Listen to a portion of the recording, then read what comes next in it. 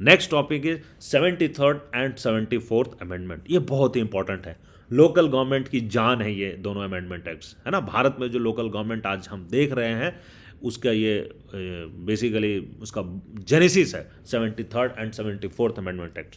So in 1989 the central government introduce two constitutional amendments. 1989 में, 1987 में पीके Thungon committee बैठती है, 1989 में सेंट्रल गवर्नमेंट दो कॉन्स्टिट्यूशनल अमेंडमेंट्स लाती है ना, दो constitution. These amendments aimed at strengthening local government and ensuring an element of uniformity in their structure and functioning across the country. इनका क्या था कि ये अमेंडमेंट का लक्ष्य क्या था कि लोकल गवर्नमेंट को स्ट्रेंथन करवाना, मजबूती प्रदान करना और एक ऐसा सिस्टम इंश्योर करना कि जो पूरे भारतवर्ष में, पूरे देश में जो लोकल बॉडीज होगा ना, एक थोड़ा यूनिफॉर्म स्ट्रक्चर हो इनका जो संरचना हो, इनके जो फंक्शंस हो वो थोड़ा यूनिफॉर्म हो। अभी ये राज्य के मुद्दे थे, राज्य अपने अपने तरीके से ला रहे थे, अपने अपने तरीके से इस्टेब्लिश कर रहे थे, कहीं इनका इलेक्शंस का टाइम पोस्टपोन हो रहा था, कहीं ये सेटअप नहीं हो रही थी, कहीं इनडायरेक्ट इलेक्शन हो रहा था। So there was no uniformity at all, so that it ensured कि an element of uniformity is brought out in their structure and the functioning throughout the country. Later in 1992, the 73rd and 74th constitutional amendments were passed by the parliament. और इसके बाद 1992 में 73वां और 74वां संशोधन जो है वो पारित कर दिया जाता है, पार्लियामेंट के द्वारा से पास कर दिया जाता है। सो 73rd amendment act is about rural local governments. जो 73वां 73rd संशोधन है, अमेंडमेंट है, वो गांव के स्थानीय शासन से जुड़ा हुआ है, rural local government, which is also known as Panchayati Raj institution. तो जिसको हम पंचायती राज इंस्टीट्यूशन व्यवस्था से भी हम जानते हैं, है ना, PRI। एंड जो 74th अमेंडमेंट है made the provisions relating to urban local government. ये शहरी स्थानीय निकाय जो सरकारें हैं उसके बारे में है, नगर पालिका से जुड़ी हुई है। एंड ये दोनों कब आए? 73rd and 74th amendment acts came into force in 1993। सो ये बहुत ही इंपॉर्टेंट है यार दोस्तों। 73rd एंड 74th अमेंडमेंट है, 1992 में ये पास किया गया, बट ये इंप्लीमेंट कब होता? It came into force from 1993। So we have noticed earlier that local government is a state subject. हमने पहले पढ़ा कि जो लोकल गवर्नमेंट है स्टेट्स का सब्जेक्ट है। So states are free to make their own laws on this subject. States के पास अपना अधिकार था, क्योंकि वो उनके सब्जेक्ट थे, उनके विषय थे कि इस पर कानून बनाने का। But once the constitution was amended, जब अब संविधान का अमेंडमेंट हो गया, the states had to change their laws about local bodies in order to bring this in conformity with the amended constitution. तो पहले क्या था? पहले ये स्टेट सब्जेक्ट में था, अभी भी स्टेट सब्जेक्ट में, बट जब ये अमेंडमेंट एक्ट्स आए, जो 73rd अमेंडमेंट एक्ट किसके लिए आए? ग्राम पंचायत, पंचायती राज इंस्टीट्यूशंस के लिए। 74th अमेंडमेंट एक्ट किसके लिए आए? नगर पालिका के लिए, म्यूनिसिपल बॉडीज के लिए आए। और जब ये आए, दोनों आए, तो वंस जब ये संविधान का अमेंडमेंट हो गया, तो now state had to change. अब राज्यों को चेंज करना पड़ा, उनके अपने अपने जो डिफरेंट कानून थे, जो उनके लोकल बॉडीज के लिए अलग अलग राज्यों में जो अलग अलग कानून थे, उनको बदलाव लाना पड़ा। और बदलाव कैसे लाए? इस अमेंडेड कॉन्स्टिट्यूशन के कॉन्फॉर्मिटी में, इसके अकॉर्डेंस में उनको बदलाव लाना पड़ा। And they were given 1 year's time for making necessary changes in their respective state law in the light of these amendments. और इस अमेंडमेंट्स के प्रकाश में, इस अमेंडमेंट के अंदर इनको एक समय का वर्ष दिया गया ताकि अपने जरूरी बदलाव ला सके अपने अपने 1 year's time. This is important, 1 year time for make necessary changes in the state law. तो इनको अपने अपने राज्यों के जो कानून है उसमें बदलाव लाने का इनको 1 साल का समय दिया गया, ताकि आप अमेंडमेंट जो 73rd amendment and 74th amendment act में जो है उन चीज़ों के अकॉर्डिंगली में पंचायती Raj institution and municipal bodies को एस्टेब्लिश करें। सो 73rd amendment. So now let us now examine the changes brought out by the 73rd amendment in Panchayati Raj institution. तो हम देखते हैं कि अब 73वां संशोधन में क्या क्या लाया गया, तो हम इसको पढ़ते हैं। 3 टायर स्ट्रक्चर। तो first thing we will understand यहाँ पे क्या है? 3 टायर स्ट्रक्चर, त्रिस्तरीय बनावट। So all states now have a uniform 3 tier Panchayati Raj structure. So 3 layer है, 3 टायर पंचायती राज स्ट्रक्चर है पूरे भारतवर्ष में, सभी राज्यों में अब यही है। At the base is the gram panchayat. तो सबसे बेस में जो 3 टायर में जो सबसे बेसिक टायर है वो क्या है? पहला क्या है? ग्राम पंचायत। एक ग्राम पंचायत कवर्स ए विलेज और ग्रुप ऑफ विलेज। पंचायत में क्या होगा? एक गांव, या अगर छोटे छोटे गांव हैं तो एक ग्रुप ऑफ गांव कंसिडर किया जाएगा और पॉपुलेशन के बेसिस पे। The intermediary levels is the Mandal, also refers to as block और तालुका। तो जो सेकंड लेवल हुआ, इंटरमीडियरी लेवल हुआ, उसको हम क्या कहेंगे, मंडल कहेंगे। या सबसे नीचे क्या हुआ, ग्राम पंचायत, उसके ऊपर क्या हुआ, मंडल। और मंडल को हम कहीं कहीं पे ब्लॉक या तालुका के नाम से भी जानते हैं, है ना, mandal, block, taluka. So these bodies are called mandal और तालुका पंचायत। तो इनको हम मंडल या तालुका पंचायत भी कह सकते हैं। The intermediary level body need not be constituted in smaller state. और जहाँ छोटे छोटे राज्य हैं, यहाँ पे ये जो सेकंड लेयर है, इंटरमीडियरी जो बॉडी है, इसकी बनाने की जरूरत नहीं है। एट द एपेक्स इज जिला पंचायत, और जो सबसे ऊपर है उसको हम बोलते हैं zila panchayat. Apex level is the zila panchayat, covering the entire rural area of the district. तो जिले का जितना भी ग्रामीण क्षेत्र है उसको कवर करता है ना, zila panchayat. The amendment also made a provision for mandatory creation of gram sabha. और जो अमेंडमेंट है ये एक प्रावधान है, इसमें इसके तहत एक प्रावधान है कि आपको ग्राम सभा मैंडेटरली क्रिएट करना ही करना है, ग्राम सभा बनाना ही बनाना है। ग्राम सभा क्या है, Gram Sabha would comprise all the adult members registered as voters in the panchayat area. Its role and functions are decided by state legislation. तो ग्राम सभा क्या है, Gram Sabha would comprise all adult member, है ना। तो उस पंचायती एरिया में, जिस पंचायत एरिया का ग्राम सभा है, तो उस पंचायती एरिया में जितने भी वयस्क मतदाता हैं, all adult members registered and voter, जितने भी वयस्क मतदाता हैं वो सभी ग्राम सभा के मेंबर्स हैं, वो सब लोग मिलकर ग्राम सभा बनाते हैं।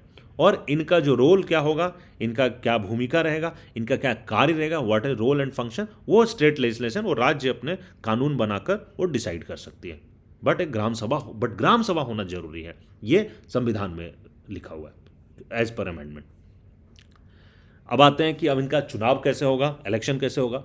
सो all the 3 levels of Panchayati Raj institutions are elected directly by the people. तो ये जो तीनों लेयर के जो आपके इलेक्शंस होंगे, तीनों लेयर ऑफ पंचायती राज जो आपको बताया, gram panchayat level, mandal level and then zila level. So all those 3 level, तीनों लेवल पे डायरेक्ट चुनाव होगा, कहीं पे इनडायरेक्ट इलेक्शन नहीं होगा, जनता डायरेक्ट वोट करेगी। The term of each panchayat body is 5 year. तो ये कितने सालों के लिए चुनी जाएगी, इनका टर्म क्या है, 5 वर्षों के लिए चुनी जाएगी। जो लोकसभा का 5 वर्ष है, राज्यों के विधानसभाओं का 5 वर्ष है, सेम वे इसका भी पंचायत बॉडीज की जो टर्म है वो 5 ईयर्स है।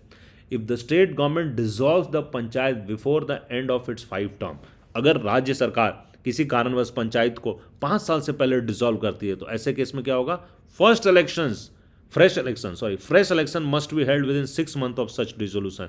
तो ऐसे अगर ग्राम पंचायतें अगर भंग कर दी गई है तो उसके डिसोल्यूशन होने से, उसके भंग होने के 6 मंथ के अंदर फिर से उसको फ्रेश इलेक्शन करवाना होगा। And this is an important provisions, ये बहुत ही इंपॉर्टेंट प्रावधान है, that ensures that the existence of elected local body. तो इसके तहत जो लोकल बॉडीज है उसका एग्जिस्टेंस इंश्योर किया जाता है, क्योंकि अगर खत्म, उसको भंग भी करती है, डिसॉल्व भी कर देती है राज्य सरकार है, तो उसको 6 महीने के अंदर फिर से चुनाव करना आना है। Before the 73rd amendment, in many states there used to be indirect elections to the district bodies and there was no provision for immediate election after dissolution. तो इस 73rd amendment आने से पहले बहुत राज्यों में ऐसा था, मैंने आपको बताया कि वहाँ इनडायरेक्ट इलेक्शन होता था, डायरेक्टली नहीं चुने जाते थे जनता के द्वारा डिस्ट्रिक्ट बॉडीज में। एंड अगर उनका डिसोल्यूशन हो गया तो इमीडिएट इलेक्शंस का कोई प्रावधान नहीं था, इमीडिएट इलेक्शन नहीं होता था डिसोल्यूशन के बाद। But now it is not like that, like central government, like state government, even at the panchayat level, eight the local body level में भी आपको 6 महीने के अंदर चुनाव करवाना है। रिजर्वेशंस, अब इसमें हम देखते हैं कि इसमें क्या क्या आरक्षण की बातें हैं। So 1/3 of the positions in all panchayat institutions are reserved for women. So it is very important thing, 1/3 positions are reserved for women. महिलाओं की भागीदारी इसमें बहुत जोर शोर से डाली गई है। अभी तक हमारे देश में लोकसभा में रिजर्वेशन नहीं हो पाया महिलाओं के लिए, विधानसभा में रिजर्वेशन नहीं हो पाया महिलाओं के लिए, लेकिन ये बहुत ही अच्छी बात है कि हमारे देश में महिलाओं के लिए पंचायती राज में एटलीस्ट 1/3 रिजर्वेशन है। So reservations for scheduled caste and scheduled tribes are also provided for all the 3 levels in proportion to their population and of course scheduled caste जो अनुसूचित जाति और अनुसूचित जनजातियाँ, शेड्यूल्ड ट्राइब है, SC ST है, इनके लिए तीनों लेवल पे उनकी जनसंख्या के आधार पे उनके प्रोपोर्शन में उस रेशियो में उनको आरक्षण दिया गया है. If the states find it necessary, they can also provide for reservations for other backward classes. और अगर राज्यों को ऐसा लगता है कि इसकी ज़रूरत है तो वो OBC अन्य पिछड़े वर्ग जो हैं उनके लिए भी आरक्षण पंचायती राज इंस्टीट्यूशन में दे सकते हैं. It is important to note that these reservations apply not merely to ordinary members in panchayat but also to the positions of chairpersons और अध्यक्ष एट ऑल द 3 लेवल्स. तो ये इंपॉर्टेंट बात है ना. ये गैर तलब है कि ऐसा नहीं है कि ये रिजर्वेशन सिर्फ उनके सदस्यों के लिए तक सीमित नहीं है. This reservation is not merely to the ordinary members of panchayat. Panchayat के बाकी साधारण सदस्यों तक ही सीमित नहीं है.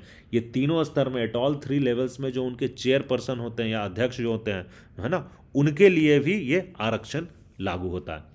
Further, reservation of 1/3 of seats for women is not merely in general category of seats, but also within the seats reserved for the scheduled caste, scheduled tribes and the backward class. और एक और important चीज़ की जो 1/3 महिलाओं का आरक्षण है वो सिर्फ जनरल कैटेगरी में नहीं है बल्कि with in the category of scheduled caste. जो शेड्यूल्ड कास्ट की कैटेगरी है, जो शेड्यूल्ड ट्राइब्स की कैटेगरी, जो बैकवर्ड क्लास OBC की कैटेगरी, सो इन तीनों कैटेगरी के अंदर भी महिलाओं का 1/3 रिजर्वेशन रहेगा. तो जितने शेड्यूल्ड कास्ट के लिए रिजर्व सीट्स है उसमें 1/3 सीट्स उसमें भी महिलाओं के लिए रहेगा, शेड्यूल्ड कास्ट की महिलाएं.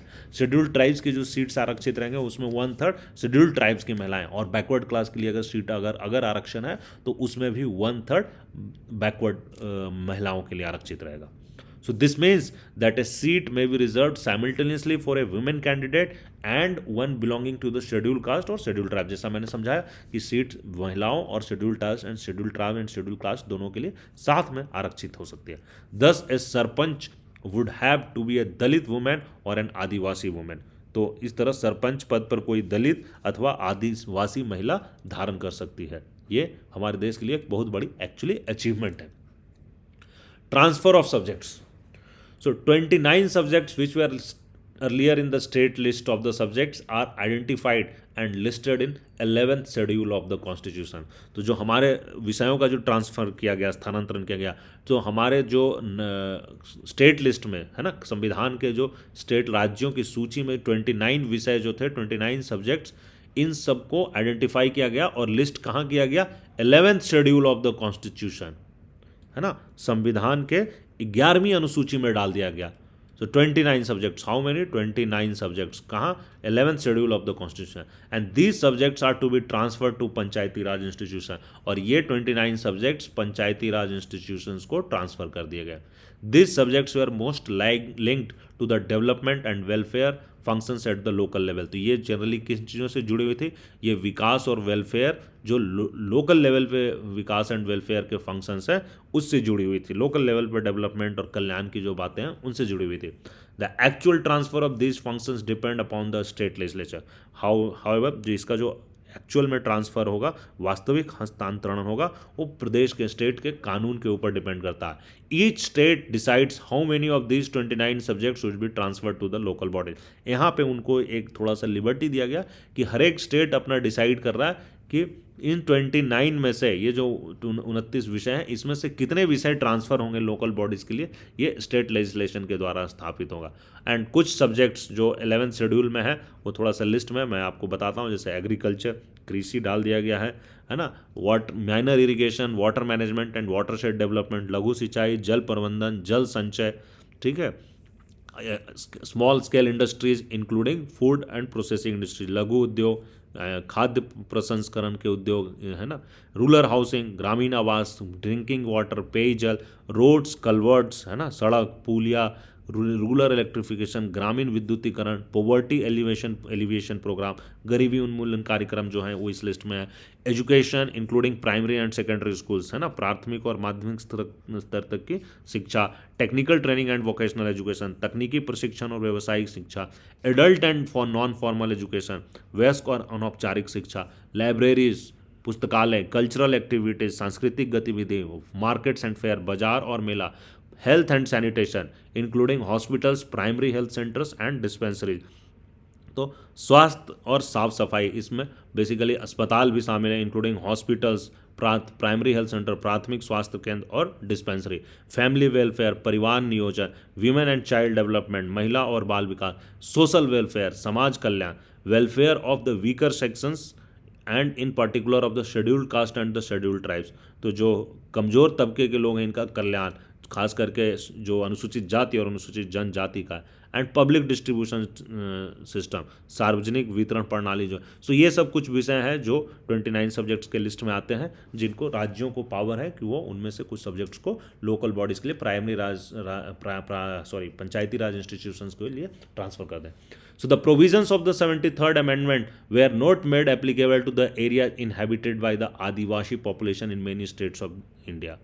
So जो भारत के अनेक प्रदेशों के आदिवासी जनसंख्या वाले क्षेत्र थे, है ना, आदिवासी पॉपुलेशन वाले स्टेट, इसमें 73rd अमेंडमेंट एक्ट के जो प्रावधान है ये लागू नहीं होगा, इनसे दूर रखा गया है। In 1996 a separate act was passed extending the provisions of Panchayati Raj system to this area, और 1996 में एक अलग से एक कानून पारित किया गया, एक लागू न्याय कानून अधिनियम लाया गया, जिसमें पंचायती राज की जो व्यवस्था है, इनके प्रावधान जो है वो इन दायरों में, इन क्षेत्रों में भी अब इनका दायरा बढ़ा दिया गया। So many Adivasi communities have their traditional customs of managing common resource such as forest and small water reservoirs et cetera. So बहुत सारी आदिवासी कम्युनिटी होती हैं जिनका अपना एक ट्रेडिशंस है, कस्टम्स है, कि वो जो अपने रिसोर्सेज है, जंगल है, फॉरेस्ट है और जो वाटर रिजर्व है, उनको एक अपने तरीके से, ट्रेडिशनल कस्टम के तरीके से वो मेंटेन करते हैं। So therefore the new act protects the rights of this communities to manage their resources in ways acceptable to them. तो इनको जो नया एक्ट है 1996 का एक्ट, इसके तहत इनको अधिकार दिया गया है कि ये कम्युनिटी को अपना अधिकार दिया गया है कि ये अपने जो अधिकार हैं, जो अपने लोग ट्रेडिशनल कस्टम्स के बेसिस पे जो ये अपना कॉमन रिसोर्स को मैनेज करते हैं, ये अधिकार को इनको संरक्षण करने का एक्ट ये इनको अधिकार प्रदान करता है। For this purpose more powers are given to gram sabha. तो ग्राम सभाओं को ऑफ दिस एरिया, इन क्षेत्रों के जो ग्राम सभा हैं और इलेक्टेड विलेज पंचायत, और इन जगहों के जो निर्वाचित विलेज पंचायत है ना, have to get the consent of gram sabha in many respect. So basically इनके जो ग्राम सभाओं को कुछ ज़्यादा शक्तियाँ दी गई है, और जो इनके इलेक्टेड विलेज पंचायत है, निर्वाचित विलेज पंचायत है, उनको ग्राम सभा का कॉन्सेंट भी लेना होता है बहुत सारे मुद्दों पे। So the idea behind this act is that local traditions of self government should be protected while introducing modern elected body. तो इसका आइडिया क्या है, इसके पीछे का जो मूल विचार है कि जो स्वशासन की स्थानीय परंपरा है ना, वो उसको भी बचाया जा सके, और आधुनिक ढंग से जो निर्वाचित निकायों की जो इलेक्शन हो रहे हैं, उन दोनों को एक साथ में दोनों को एक साथ मेंटेन करके चला जाए। This is only consistent with the spirit of diversity and decentralisation.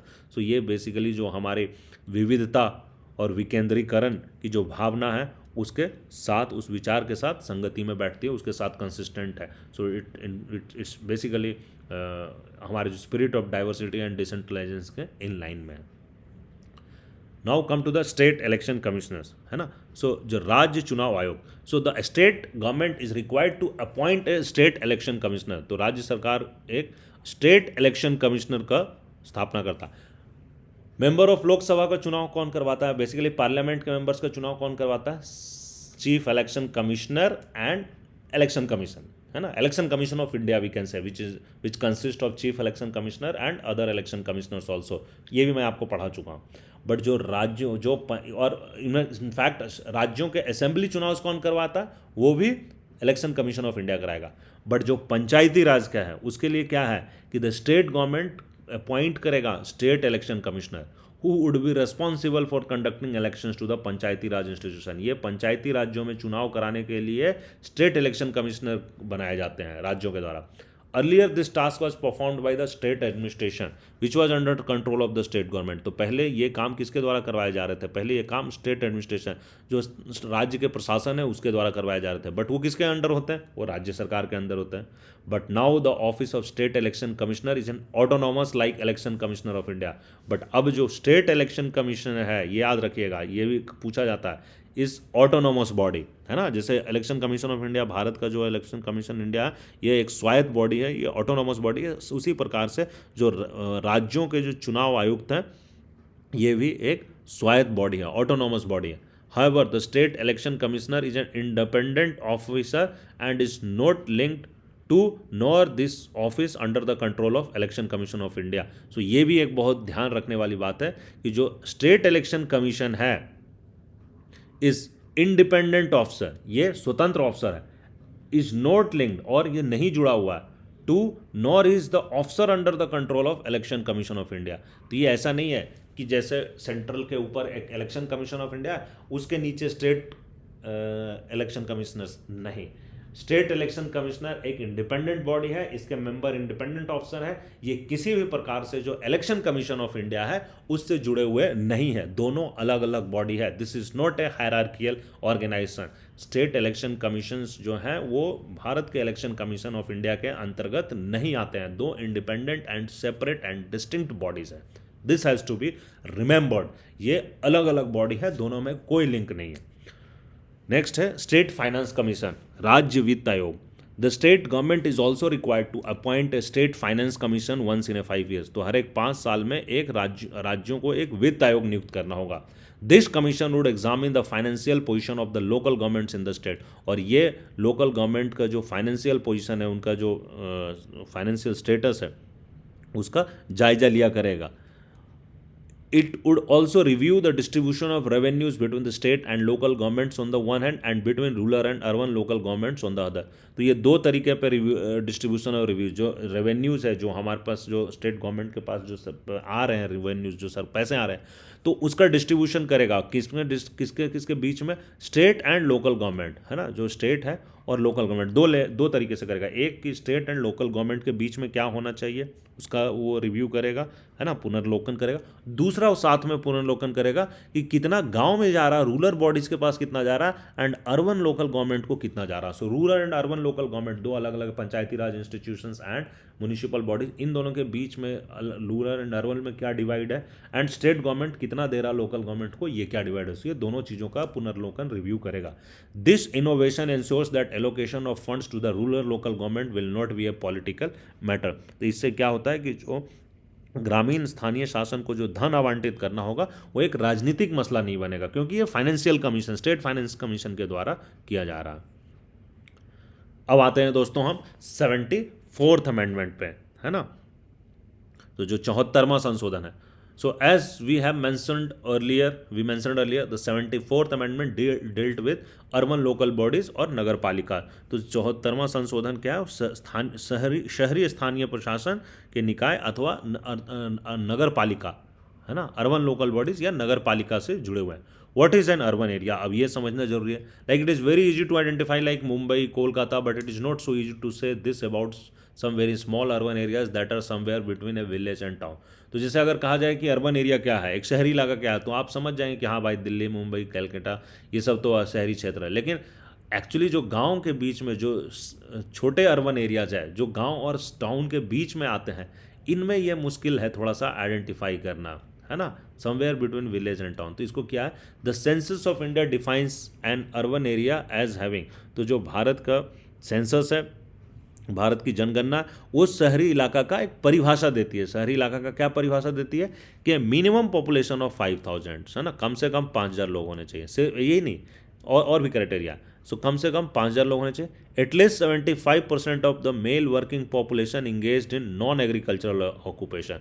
और कम से कम वो जो 5000 लोग जो हैं उसमें कम से कम जो मेल वर्किंग पॉपुलेशन है उसमें से जो पुरुष जो हैं उनमें से जो वर्किंग पॉपुलेशन है ना, अब सारे पुरुष नहीं, जो बच्चे हैं वो नहीं, जो बूढ़े हैं वृद्ध हैं वो नहीं, जो वर्किंग पॉपुलेशन पुरुष है उसमें से कम 75% ऐसे लोग होने चाहिए जो नॉन एग्रीकल्चरल ऑक्यूपेशन, कृषि से जुड़े हुए कार्यों में नहीं, नॉन कृषि से, कृषि छोड़कर अन्य कार्यों में जुड़े हों। सो कम से कम 75% लोग नॉन एग्रीकल्चर सेक्टर में काम कर रहे हो। A density of population of at least 400 person per square kilometre. और जो जनसंख्या का घनत्व है 1 स्क्वायर किलोमीटर में कम से कम 400 लोग रह रहे हो। So as per 2011 census, about 31% of India's population lives in urban area. तो जो भारत का 2011 की जो जनगणना हुई है, 2021 में जनगणना हो नहीं पाई, कोविड था और अभी तक सरकार करवा नहीं पाई है. सो ये एक अलग मैटर ऑफ डिबेट है. बट नाउ जो भी 2011 का जनगणना हुआ उसके डेटा के अनुसार भारत का 31% पॉपुलेशन शहरों में रहता है ना. 31% of the population live in urban area. What is urban area? This is urban area. 5,000 से ज़्यादा लोग, 75% से ज़्यादा मेल नॉन एग्रीकल्चर सेक्टर में काम कर रहे हो और उनकी जनसंख्या का density 400 people per square kilometre से ज़्यादा. So in many ways the 74th amendment is repetition of the 73rd amendment. बहुत सारी चीज़ों में जो 74th अमेंडमेंट है वो एक्चुअली 73rd अमेंडमेंट का रिपीटेशन ही है, क्योंकि उसको वो भी एक लोकल बॉडी का ही पार्ट है. However except that it applies to urban areas. But ये शहरी क्षेत्रों में आता है, 73rd ग्रामीण क्षेत्रों में आता है. All the provisions of 73rd Amendment relating to direct elections, reservations, transfers of subjects, State Election Commission and State Finance Commission are incorporated in 74th Amendment also and thus apply to नगर पालिका. तो जो 73rd amendment act में जो जो चीज़ें provisions जो मैंने आपको बताया, डायरेक्ट इलेक्शन चुनाव करवाने का, डायरेक्ट चुनाव करवाने का, रिजर्वेशन जो आरक्षण की जो प्रोविजंस है, सब्जेक्ट ट्रांसफर ऑफ सब्जेक्ट्स का जो प्रोविजंस है, एंड स्टेट इलेक्शन कमीशन और स्टेट फाइनेंस कमीशन, ये इनके जो प्रोविजंस है ये जैसे 73rd अमेंडमेंट्स में आते हैं, इनके सारे प्रावधान 74th अमेंडमेंट टेक्स्ट में भी अप्लाई करते हैं टू नगर पालिका के ऊपर ये लागू होते हैं. So the constitution also mandated the transfer of a list of functions from state government to urban local bodies. These functions have been listed in 12th schedule of the Constitution of India. So क्या क्या जो list of function है, जैसे मैंने बताया था कि अभी 73rd अमेंडमेंट एक्ट में क्या है कि जो गांव के जो प्राइमरी पंचायती राज इंस्टीट्यूशन है उनके लिए जो फंक्शंस लिस्ट किए गए हैं, स्टेट गवर्नमेंट के जो फंक्शन जो urban local body, rural local bodies के लिए, वो 73rd अमेंडमेंट एक्ट से हुए हैं. वो किस में? वो 11th शेड्यूल में. ये किस में? ये 12th शेड्यूल ऑफ कॉन्स्टिट्यूशन में. याद रखिएगा, कंफ्यूज मत होइएगा. 11th schedule is for list of activities for local panchayat, so for rural local bodies, है ना. And 12th schedule is list of functions from the state government to urban local bodies, है ना. List of function from state government to urban local bodies. Urban local bodies का 12वां अनुसूची, 12th अनुसूची, 12th schedule of some constitution में आता है. ठीक है. So, ये टॉपिक खत्म हो गया दोस्तों. नेक्स्ट है इम्प्लीमेंटेशन. नेक्स्ट बहुत इंपॉर्टेंट टॉपिक है implementation of 73rd and 74th amendment. जो 73rd और 74th अमेंडमेंट है इसका क्रियान्वयन कैसे हो, ये बहुत इंपॉर्टेंट है ना. Now, all states have now passed legislation to implement the provisions of 73rd and 74th amendment. सारे राज्य कानून पास कर चुके हैं कि 73rd एंड 74th अमेंडमेंट को इम्प्लीमेंट करना है. During the 10 years since these amendments came into force, 1994 से 2004 तक का जो 10 साल जिसमें इस अमेंडमेंट फोर्स में आया है ना, most states have had at least 2 rounds of election to the local bodies. तो ज़्यादातर राज्यों में कम से कम 2 बार चुनाव तो हो ही गए. States like Madhya Pradesh, Rajasthan and few others have in fact had 3 election so far. कुछ राज्यों में 3 बार भी चुनाव हो गए लोकल बॉडीज़ को. Today there are more than 600 zila panchayats, about 6,000 blocks or intermediary panchayats and 240,000 grams panchayats in rural India and over 100 city corporations, 1,400 town municipalities and over 2,000 nagar panchayats in urban India, है ना. तो देखेंगे कि 600 जिला पंचायत हैं, 6,000 block हैं या इंटरमीडिएरी पंचायत है और 2,40,000 ग्राम पंचायतें हैं. शहरों में अगर हम आते हैं शहरी क्षेत्र में 100 म्यूनिसिपल कॉरपोरेशन है, सिटी कॉरपोरेशन है, 1,400 टाउन म्यूनिसिपैलिटीज़ है ना, एंड 2,000 नगर पंचायत है. लाइक ये क्या, ये 3 टायर है ना, एक के नीचे एक है. बट ये एक के नीचे एक नहीं आते हैं. जो बड़े शहर हैं वहाँ म्यूनिसिपल कॉरपोरेशन, जो उससे छोटे शहर हैं वो टाउन म्यूनिसिपैलिटी, और जो उससे छोटे हैं वहाँ नगर पंचायत है. सो ये एक दूसरे के अंतर्गत नहीं है, ये शहरों के basically size of the population पे डिपेंड करता है. More than 32 lakh members are elected to these bodies every 5 years. सो 32 लाख से ज़्यादा लोग हर एक 5 साल में चुने जा रहे हैं. More than 32 lakh members, big number हो. Of this at least 13 lakhs are women, and इसमें से 13 लाख महिलाएं होती है कम से कम. It's a big boost for women. In the state assemblies and parliament put together we have less than 5,000 elected representative. तो अगर हम सारे विधानसभा, स्टेट असेंबलीज एंड पार्लियामेंट को जोड़ दें तो 500 से 5,000 से से कम होते हैं जो इलेक्टेड रिप्रेजेंटेटिव्स हैं, बट इनमें कितने हैं लोकल बॉडीज में 32 lakh, and out of that 13 lakh are women. So with local bodies, the number of elected representatives have increased significantly. So जो of course जो elected representatives है, प्रतिनिधित्व हैं, उसकी संख्या बहुत ज़्यादा बढ़ गई. The 73rd and 74th amendments have created uniformity in structure of Panchayati Raj and Nagar Palika institutions across the country. Of course इसका एम यही था कि Bharat, one of the aim था कि भारत में पंचायती राज और नगर पालिका की जो व्यवस्था है उसमें एक यूनिफॉर्मिटी हो. तो ये पूरे देश में एक यूनिफॉर्मिटी ब्रिंग आउट कर लिया. So the presence of these local institutions is by itself a significant achievement and would create an atmosphere and platform for people's participation in government.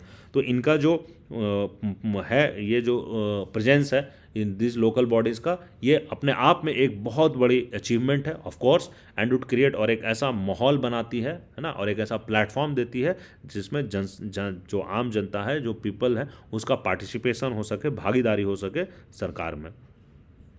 The provision for reservation for women at Panchayat and Nagar Palika has ensured the presence of significant number of women in local bodies. सो चूँकि महिलाओं को आरक्षण दिया गया है दोनों में, पंचायती Raj and Nagar पालिका में, तो ऑफकोर्स वो इसने इंश्योर किया, ये reservation has ensured the presence कि काफ़ी महिलाओं की भागीदारी हो. As this reservation is also applicable for positions of sarpanch and adhyaksh, a large number of women elected representatives have come to occupy this position.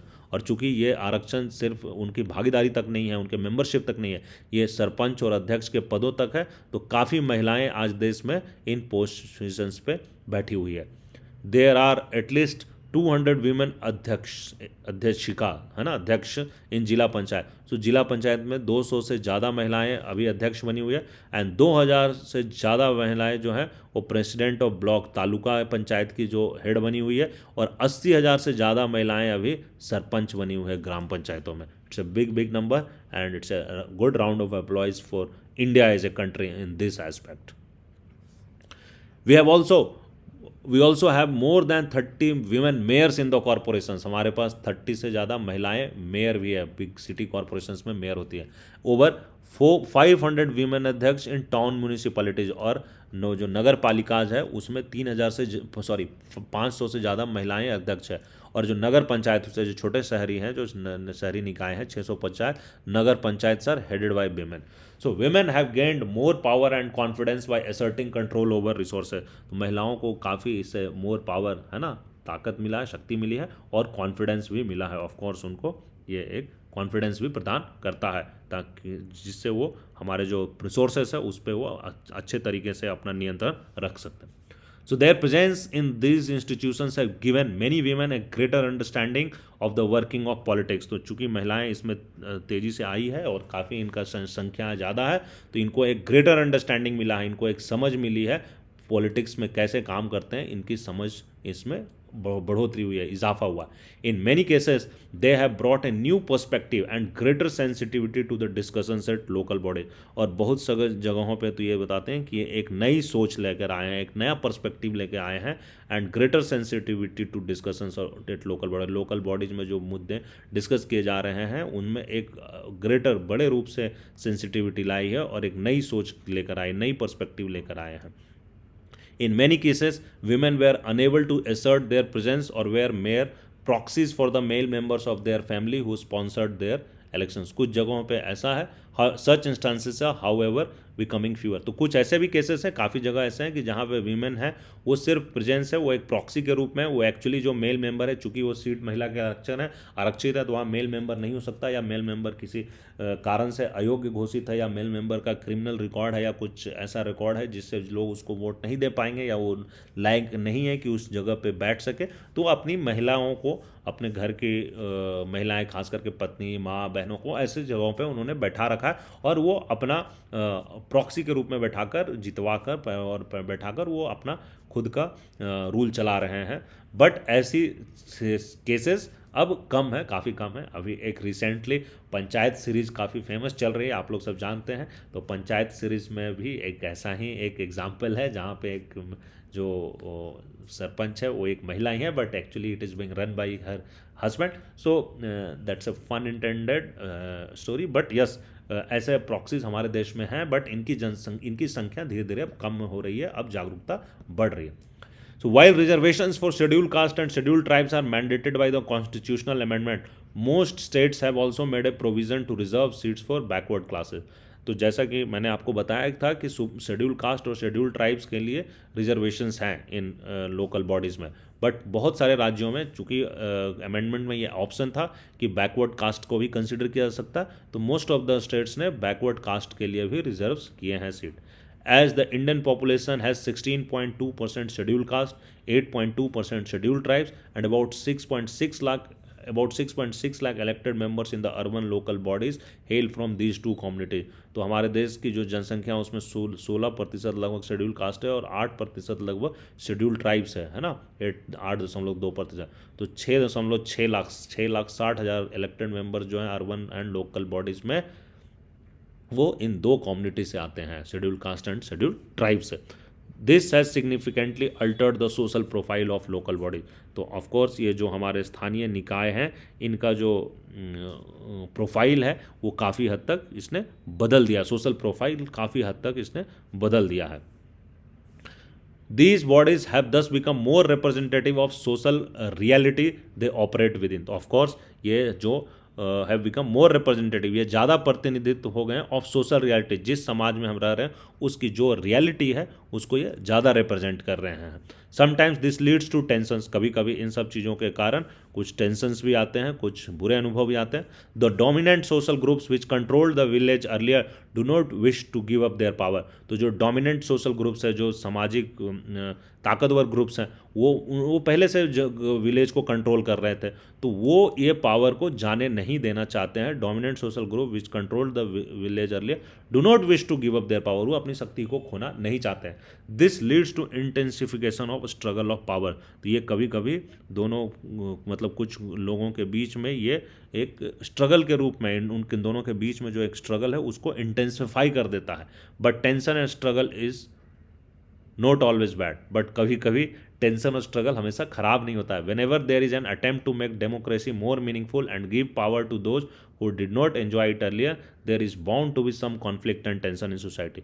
तो जब भी ऐसा होगा, हर एक बार टेंशन जो है वो खराब ही नहीं कर सकता. दो the chapter wants to bring out in this other aspect कि टेंशन है तो वो टेंशन होना तो पर से खराब है, बट टेंशन के डर से हम इस चीज़ को हटा नहीं सकते. What they want to bring out कि whenever there is an attempt to make a democracy more meaningful, जब भी लोकतंत्र को ज़्यादा मीनिंगफुल बनाने का कोशिश किया जाता है, लोकतंत्र को ज़्यादा प्रभावी बनाने का कोशिश किया जाता है, अटेम्प्ट किया जाता है, उनको तो उसमें क्या करना होगा, उसमें उन लोगों को पावर देना होगा कि जिनको पहले पावर नहीं थी, तभी वो ज़्यादा मीनिंगफुल होगी, तभी ज़्यादा लोगों का पार्टिसिपेशन होगा. तो जब भी ऐसा कोशिश किया जाता है, ऐसा लाजमी है, there is bound to have some conflict and tension. तो समाज में थोड़े से कॉन्फ्लिक्ट और टेंशन होंगे ही होंगे. और ये जो पावर में लोग पहले से रहे हैं उनको भी थोड़ा समझना चाहिए कि now let's make participative democracy more participative, जहाँ ज़्यादा से ज़्यादा लोगों की पार्टिसिपेशन हो और देश उत्थान की ओर आगे बढ़े. The constitutional amendment assigned as many as 29 subjects to local government. पहले भी बता रखा हूँ कि संविधान के संशोधन में 29 विषयों को स्थानीय निकायों के हवाले किया गया है. 29 subjects to local government. All this subjects are related to functions link to local welfare and development. तो ये जो लोकल कल्याण और विकास के मुद्दे हैं उनको इसमें डाला गया है. The experience with the functioning of local government in the past decade has shown that local governments in India enjoy limited autonomy to perform the functions assigned to them. So अभी हमने जो 10 साल में जो हमारा लोकल गवर्नमेंट का experience रहा है उसमें ये हमें पता चलता है कि जो लोकल गवर्नमेंट्स है उसको काफ़ी लिमिटेड ऑटोनॉमी, उनको स्वायत्ता बहुत कम है, बहुत लिमिटेड है. सो उनके जो काम करने का जो काम उनको दिए गए उसको परफॉर्म करने के लिए उनको जो स्वायत्ता है वो बहुत ही लिमिटेड है. Many states have not transferred most of the subjects to local body. और बहुत सारे राज्य, इसमें से बहुत सारे सब्जेक्ट जो 29 सब्जेक्ट्स हैं, ये बहुत सारे सब्जेक्ट्स अभी तक लोकल बॉडीज़ को नहीं ट्रांसफ़र किया, क्योंकि ये अमेंडमेंट में ये चीज़ स्टेट गवर्नमेंट के ऊपर छोड़ा गया कि out of this 29 subjects how many subjects will be transferred, this has been left over the state government. This means that the local bodies can not really function in an effective manner. तो इसका मतलब यही हो रहा है कि जो local bodies है वो एक प्रभावी तरीके से काम नहीं कर पा रही है. Therefore, the entire exercise of electing so many representatives becomes somewhat symbolic. तो इतनी बड़ी जो रिप्रेजेंटेशन हो रही है, इतने लोगों को जो चुना जा रहा है, 32 लाख लोगों को चुना जा रहा है लोकल बॉडीज़ में, ये सिर्फ सिंबॉलिक बन के रह जा रहा है, क्योंकि इनके पास जो ऑटोनॉमी है, जो पावर करने की जो परफॉर्म करने की जो शक्तियाँ प्रदान है, वो काफ़ी लिमिटेड है। सो वो उतना इफेक्टिवली काम नहीं कर पा रही है local body. Some people criticize the formation of local bodies that because this has not changed the way in which decisions are taken at the center and state level. कुछ लोग लोकल बॉडीज़ का criticise भी करते हैं कि ये local bodies के आने के बाद भी जो सेंटर एंड स्टेट लेवल, जो केंद्र और राज्य सरकार के जो काम करने का तरीका है, उस पर कोई ज़्यादा फ़र्क पड़ा नहीं है, उस पर कोई ज़्यादा प्रभाव पड़ा नहीं है, और ज़्यादा सब बहुत सारे मुद्दे उनके पास हैं, तो ये लोकल बॉडीज़ के होने से कोई ज़्यादा फ़र्क नहीं पड़ पाया है, ऐसा बहुत लोगों का क्रिटिक है टुवर्ड लोकल बॉडीज़ के क्रिटिक में ये one of the important critic है। People at the local level do not enjoy much powers of choosing welfare programmes और एलोकेशन ऑफ रिसोर्सेज। और जो लोकल लेवल पे जो लोग हैं, उनके पास वेलफेयर के जो कल्याण के जो प्रोग्राम्स है, या जो एलोकेशन ऑफ रिसोर्सेज है, जो उनको संसाधन का उनको जो बंटवारा किया जा रहा है, इन संसाधनों का जो आवंटन हो रहा है, इसमें उनके पास ज़्यादा पावर्स नहीं है कुछ चूज़ करने के लिए। तो ये कुछ हद तक इम्पॉर्टेंट पॉजिटिव स्टेप्स जरूर लाए हैं, बट ये इसमें there are limitations and these are the critiques of the local government. So local bodies have very little funds of their own. जो लोकल बॉडीज़ है, स्थानीय निकाय, उनके पास अपना तो बहुत थोड़ा सा धन होता है ना, उनके पास फंड बहुत कम है। The dependence of the local bodies and state central government of for financial support has greatly eroded their capacity to operate effectively. तो चूंकि ये लोकल बॉडीज जो है, ये राज्य सरकार और केंद्र सरकार के ऊपर बहुत ज़्यादा डिपेंडेंट है फॉर फाइनेंशियल सपोर्ट के लिए इनका बहुत ज़्यादा डिपेंडेंस है। तो ये इनकी जो कैपेसिटी है टू ये कुछ प्रभावी रूप से कुछ कर सकने की जो इनकी क्षमता है, इसको काफ़ी क्षीण किया है, काफ़ी इरोड किया है इनकी क्षमता को to operate effectively. While rural bodies raise 0.2% of total revenues collected, they account for 4% of the total expenditure made by the government, है ना। सो जो रूरल लोकल बॉडी, जो ग्रामीण लोकल बॉडीज है, वो सिर्फ 0.2% जो टोटल रेवेन्यू जो कलेक्ट होते हैं, है ना, जो राजस्व उगाही होती है, उसका सिर्फ 1% भी नहीं, 0.24% है ना, 1/4 भी नहीं, 0.25 से भी थोड़ा सा कम है। तो 0.24% रेवेन्यू सिर्फ वो कलेक्ट करते हैं, एंड दे अकाउंट फॉर, और 4% कार्यों का जो एक्सपेंडिचर है इनको निकाय द्वारा व्यय किया जाता है। तो इनको ऑफकोर्स ये रेवेन्यू कहाँ से आ रहा है, इनको state government and central government से मिलता है। तो ये इनफैक्ट ये दिखाता है कि वो उनके पास मतलब उनकी शक्तियाँ, उनके फंड कितने लिमिटेड है। So of course this affects their effectiveness in performance of their work. So they earn much less than they spend. जो इतना खर्च कर रहे हैं उससे काफ़ी कम उनको मिलता है। That makes them dependent on those who give them grant. तो ऑफकोर्स ये इसके कारण जो निकाय के जो अनुदान मिल रहे हैं, ये उसके ऊपर काफ़ी डिपेंडेंट हो जाते हैं, those who give them grant, तो इसके ऊपर dependent. So friends, now I have covered, ये चैप्टर समाप्त हो गया। इसमें हमने local bodies, Panchayati Raj institutions and urban local bodies दोनों के बारे में डिटेल में पढ़ लिया। 73rd amendment, 74th amendment act, दोनों को समझ लिया, पढ़ लिया, एंड काफ़ी अच्छे से मैंने आप लोगों को कोशिश किया है कि इस चीज़ों को समझाएं, और आप लोगों को आई होप कि क्लियर हो गया ये पूरा सब्जेक्ट एंड पूरा चैप्टर समझ में आ चुका होगा।